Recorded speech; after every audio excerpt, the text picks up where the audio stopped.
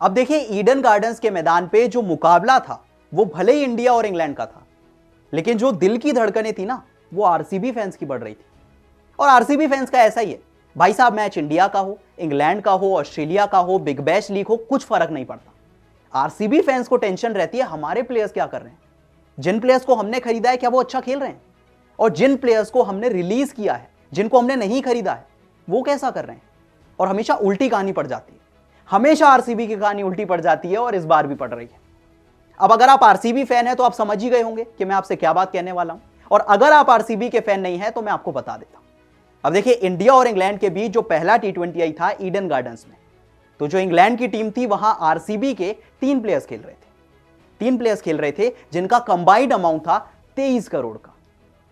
मतलब इस साल जब आईपीएल ऑक्शन हुई थी तो आरसीबी ने इन तीनों प्लेयर्स को, मतलब मिला दें तीनों का अमाउंट, तो वो 23 करोड़ का बैठता है। और क्या आपको पता है कि 23 करोड़ के प्लेयर्स ने कुल मिलाकर 23 रन भी नहीं बनाए। मतलब अगर तीनों प्लेयर्स के रन्स को कंबाइन करें तो वो 23 भी नहीं थे, वो थे थाला फॉर अ रीजन। पूरी कहानी समझाता हूं। अब देखिए, सबसे पहले आरसीबी के फिल सॉल्ट, जिन्हें बड़े अमाउंट पे खरीदा गया था, बड़ा भरोसा जताया गया था कि भाई साहब फिल सॉल्ट तो केकेआर के मैच विनर थे, केकेआर ने टाइटल जीता था फिल सॉल्ट की वजह से, क्या कमाल की बैटिंग करते थे नारायण के साथ। इन्हें हम लेते हैं, हम विराट के साथ ओपन कराएंगे और एक डिस्ट्रक्टिव ओपनिंग पेयर बनाएंगे। वही फिल सॉल्ट इंडिया के सामने बैटिंग करने आते हैं और 0 रन बनाते हैं। 3 बॉल खेलकर 0 रन बनाकर वो पवेलियन लौट जाते हैं। अब लियाम लिविंगस्टन यानी एक और ऐसे प्लेयर जो चल गए तो चांद तक, नहीं चले तो शाम तक, और वो शाम तक ही नहीं चल पाए, क्योंकि लियाम लिविंगस्टन आते हैं फिल सॉल्ट की तरह 2 बॉल खेलते हैं और डक पर आउट हो जाते हैं। सॉल्ट फ्लॉप हो गए, लिविंगस्टन फ्लॉप हो गए, फिर आते हैं जेकब बेथेल। अब ये बहुत इंटरेस्टिंग था, क्योंकि जेकब बेथेल जब बिग बैश लीग में थे तो कमाल की बैटिंग कर रहे थे, बैटिंग भी अच्छी कर रहे थे, बॉलिंग भी अच्छी कर रहे थे, परफॉर्मेंस भी आ रही थी। लेकिन जैसे ही इंडिया आते हैं वो भी फ्लॉप हो जाते हैं। जेकब बेथेल बैटिंग करने आते हैं, 14 बॉल पे 7 रन बनाते हैं और लौट जाते हैं पवेलियन।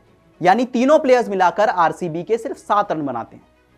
जिन प्लेयर्स को आरसीबी ने खरीदने के लिए 23 करोड़ खर्च किए थे वो 7 रन बनाते हैं, और 7 का मतलब थाला फॉर अ रीजन। अब इंडिया जीती, इंग्लैंड जीती, किसी को फर्क नहीं पड़ता, आरसीबी फैंस कह रहे हैं हमारी किस्मत ही खराब है। अब आप ये सोचिए कि भाई साहब हमने फिल सॉल्ट को लिया पहले की परफॉर्मेंस देखकर, आरसीबी आते ही फ्लॉप हो गए। लियाम लिविंगस्टन को लिया ये सोचकर कि बेंगलुरु में तो भाई साहब लियाम लिविंगस्टन कमाल कर देंगे, फ्लैट पिच है, पाटा पिच है, पहली बॉल से मारना शुरू करेंगे। अब वो ईडन गार्डन्स में नहीं मार पा रहे, वो बेंगलुरु में क्या करेंगे सोचिए। और जेकब बेथेल पे तो इतना भरोसा था कि भाई साहब कोई जानता ही नहीं था उन्हें। इंग्लैंड की टीम ने लिमिटेड मैचेस खिलाए थे।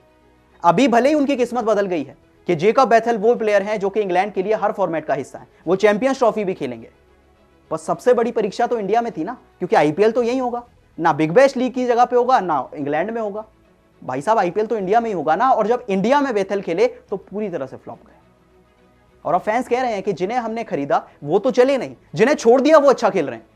ग्लेन मैक्सवेल को देखिए भाई साहब, बिग बैश लीग की पिछली 3 इनिंग्स में तीनों में 50 लगा चुके हैं। आई थिंक 50 का एवरेज है, अभी वीडियो बनाई थी कुछ दिन पहले मैंने। जो ग्लेन मैक्सवेल आरसीबी में थे तो 5 के एवरेज से खेलते थे, अब वो मेलबर्न स्टार्स के लिए बिग बैश लीग में 50 के एवरेज से खेल रहे हैं। और जिन प्लेयर्स को आपने खरीदा वो कुछ भी नहीं कर रहे हैं। फिर से मैं आपको कैलकुलेशन बताता हूं।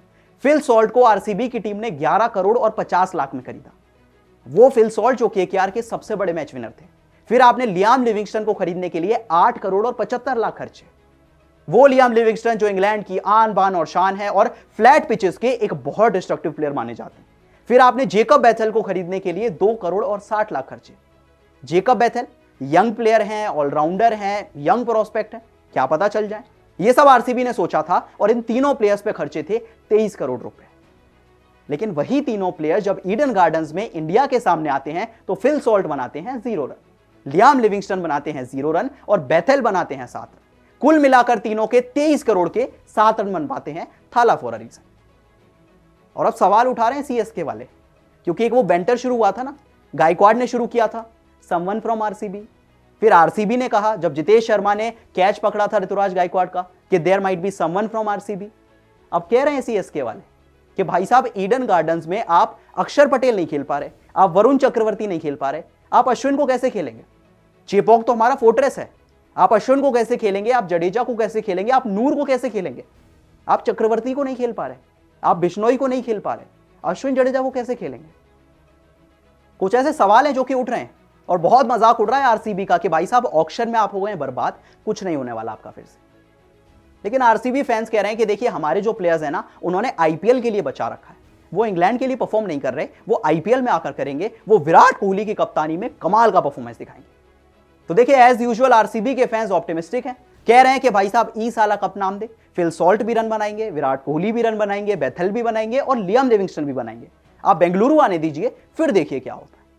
अब ऐसे में आप बता दीजिए, अगर आप आरसीबी के फैन हैं तो भी और नहीं है तो भी, क्या आपको लगता है कि Liam Livingstone, Phil Salt, Jacob Bethell इस पूरी सीरीज में कुछ कमाल कर पाएंगे? क्या ये तीनों प्लेयर्स आरसीबी के 23 करोड़ वसूल करवा पाएंगे? क्या ये तीनों प्लेयर्स आरसीबी को पहली आईपीएल ट्रॉफी जिता पाएंगे?